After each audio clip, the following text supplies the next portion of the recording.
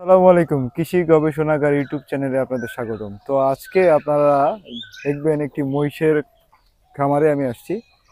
তো এখানে রয়েছে 13টি মহিষ। তো এই 13টি মহিষ যিনি লালন পালন করছে তার মুখ থেকে শুনবো 13টি মহিষ যে লালন পালন করে আসছে তার আদ্যবাদ্য এবং খুঁটিনাটি বিষয় আমি আপনাদের মাঝে তুলে ধরার চেষ্টা করব। আসসালামু আলাইকুম ভাই, ওয়ালাইকুম আসসালাম। কেমন আছেন? আলহামদুলিল্লাহ। তো দেখতে পাচ্ছি আপনার এখানে অনেকগুলো মহিষ আছে। এখানে কয়টা মহিষ আছে? 13টা মোষ আছে। 13টা আছে। হুম। এগুলা বিভিন্ন বয়সীর আছে না? আছে ইনশাআল্লাহ অনেক, মানে ওগুলো হচ্ছে বড় হলে হচ্ছে এদের বাচ্চাই, আর ছোটগুলো দেখছেন তার উল্লের বাচ্চা আছে, মোটামুটি সব মিলে 13টা। আগেও কি ছিল? জি মানে এর এর আগেও ছিল? আপনি এগুলো বিক্রি করেন? জি। বিক্রি করেন তো মহিষের দুধও হয়?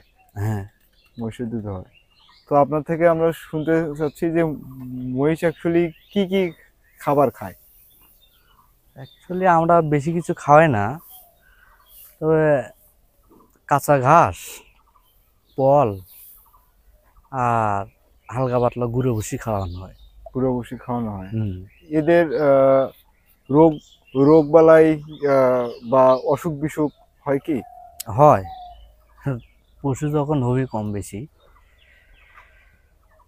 মানে এদেরকে আহ, সকাল বিকাল কি শুধু ওই ফল ভুসি এগুলাই খাওয়ান, নাকি এর পাশাপাশি অন্য কোনো কাঁচা ঘাস বা নেপিয়ার ঘাস?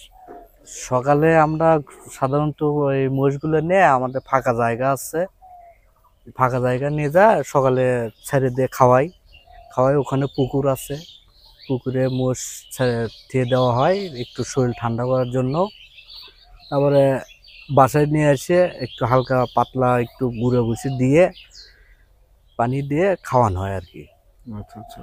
আর এদেরকে গোসল নাকি করাইতে হয়? প্রতিদিনই গোসল হ্যাঁ, করাইতে হয়? প্রতিদিন পুকুরে নামে থওয়াই লাগবে প্রতিদিন। প্রতিদিন মানে হ্যাঁ, অন্তত দিনে একবার?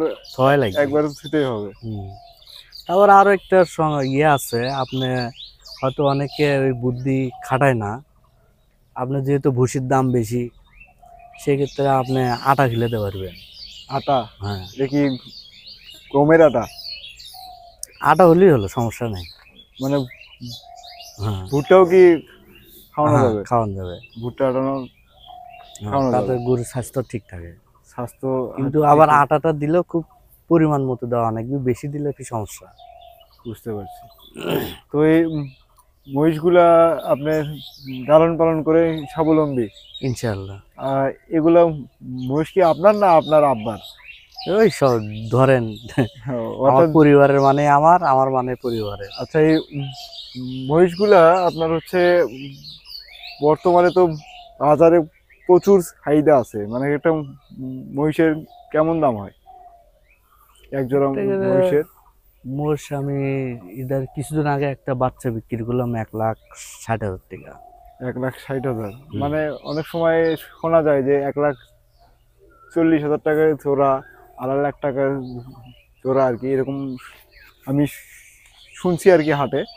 তো দেখতে পাচ্ছি আপনার এখানে যে কতগুলো মহিষ আছে সবগুলোর পায়ে দেখি রশি দেওয়া। এটার কারণ কি? তো পায়ের ওষুধ দেওয়া যে মানে বেশি ছোটাছুটি করতে পারবে না, আচ্ছা আচ্ছা। যদিও মানে গলায় লাগালে অনেক সময় আটকান যায় না, আর ঠ্যাঙ্গের দিলাবান তো বেশি জোর খাটাতে পারে না আর কি। তো আপনার কাছ থেকে অনেক কিছু শুনলাম মহিষ সম্পর্কে। আমাদেরকে সময় দেওয়ার জন্য আপনাকে অসংখ্য ধন্যবাদ। আচ্ছা, আসেন আবার। ভালো থাকেন। ইনশাল্লাহ। আসসালামু আলাইকুম।